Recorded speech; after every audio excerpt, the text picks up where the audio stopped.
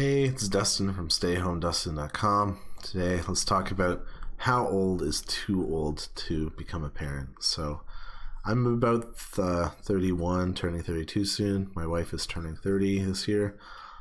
So, we've been having concerns about how old is too old to start having kids. So, magic number for women at least seems to be about 35. That's when the risks of pregnancy start going way down and the chances the risks start going way up and the chance of conceiving starts going way down.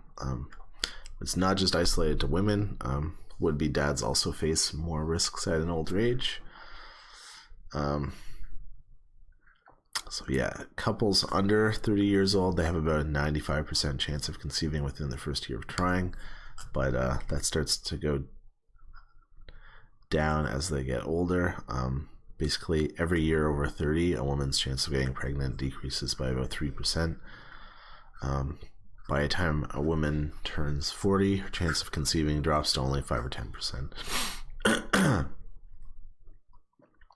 And then risks go up with age as well, in terms of like miscarriages and other medical issues as well.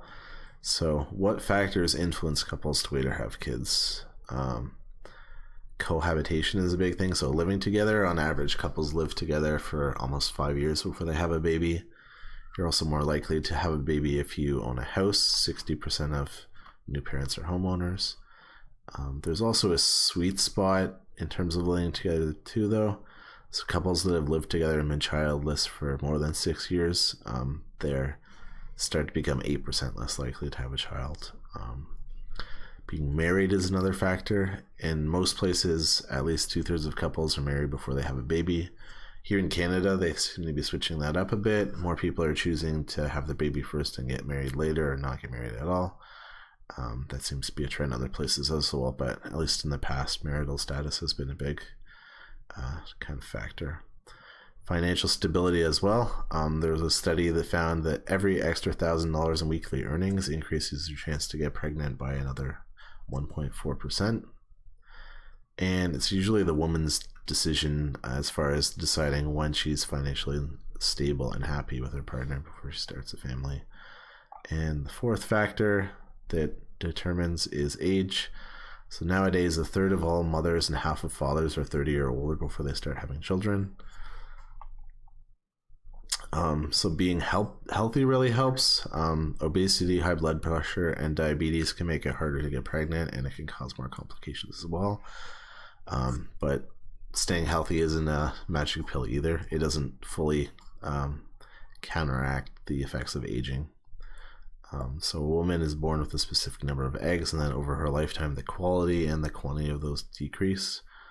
And so, your ovaries don't care if you're a marathon runner and if you eat super healthy. Age is still a big factor too.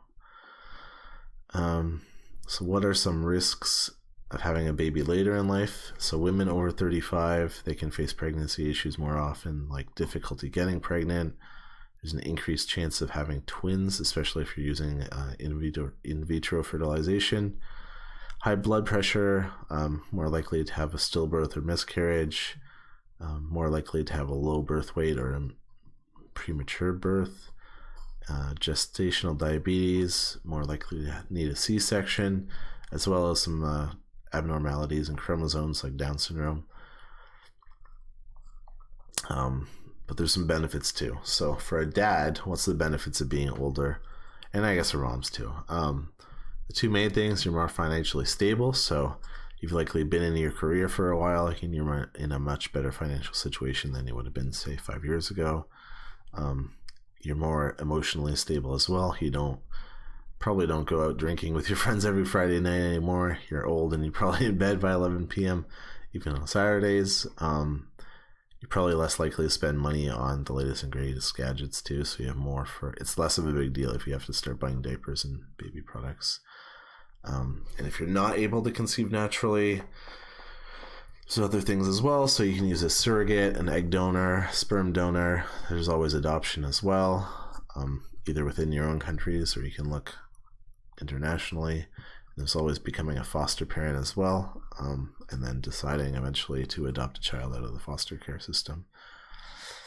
So, what are ways that your wife can increase her chances of a healthy baby? Prenatal vitamins are a big one. So you want to make sure that you're getting at least 400 micrograms of folic acid, and other vitamins are good. You should start taking start taking a vitamin as soon as you think that you might start wanting to conceive, or even like just women of childbearing age should probably take a multivitamin regardless. You want to eat a healthy diet. Variety is a big thing, so choose a wide range of different fruits, vegetables, beans, meats, legumes, grains, and dairy products.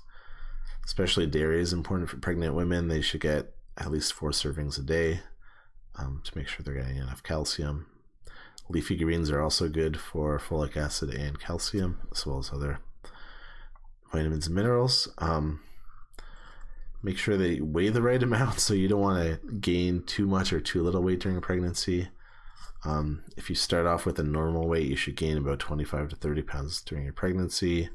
If you're overweight at the start, you probably only need to gain like 15 or 25 pounds. And if you're obese, probably like 10 to 20 pounds is enough to gain during your pregnancy.